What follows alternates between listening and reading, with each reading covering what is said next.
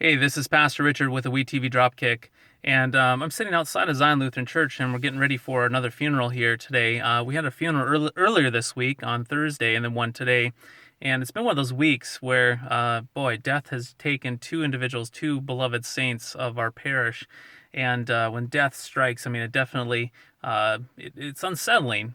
Death really bares its teeth, and it hits hard, and it causes grief and uncertainty and so forth.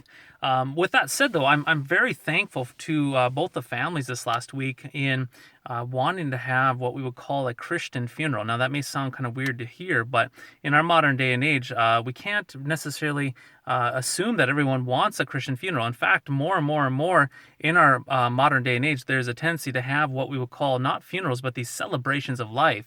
In other words, we take all of the past events and workings and memories of the person and we dig them out of the past and we bring them in the very present and we celebrate that life. Now, don't get me wrong, that's okay to celebrate life. It's okay to have those fond memories of that individual that passed away. But the reality is that those memories and that celebration of that life can do nothing to speak to the reality of death that has seized that loved one. So we need something more than just celebrating a person's life. We need more than just simply stuffing our tears and pretend like death hasn't done anything. We need something that speaks and that looks into death itself, that speaks to this issue of death, because we're all thinking about it. I mean, when you go to a funeral, you're thinking about it. Even if you try to make a funeral slappy and happy and clappy, everyone is there and they know deep down that the person's gone.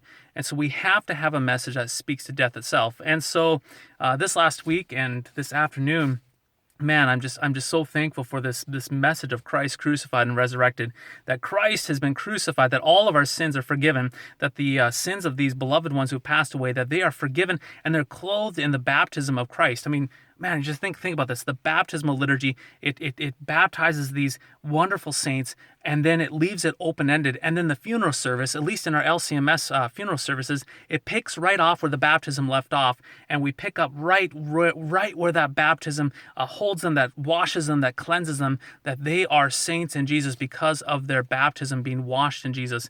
And then we get to hear about the resurrection. I mean, that's just awesome that the Christian message can actually speak to death itself. We can hear this Christian message and we go and we stand over that grave and we proclaim the message that this grave is going to burst forth and this person is going to resurrect with a brand new glorified body unto everlasting life.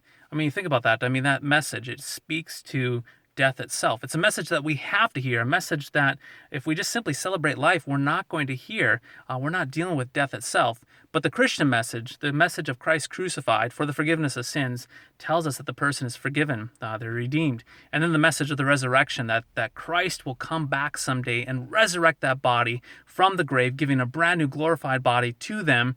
Oh man, it doesn't get any better than that. So that's the Dropkick. Some thoughts. Why don't we celebrate life? Because it does nothing for death. So we celebrate Christ's life and his death and his resurrection for that life that was taken. So therefore we can have hope. Think about it. We don't grieve as others who have no hope. We grieve with hope, knowing that Christ holds the beginning and the end, and that Jesus speaks to death itself. So that's WeTV Dropkick, and we'll catch you next time.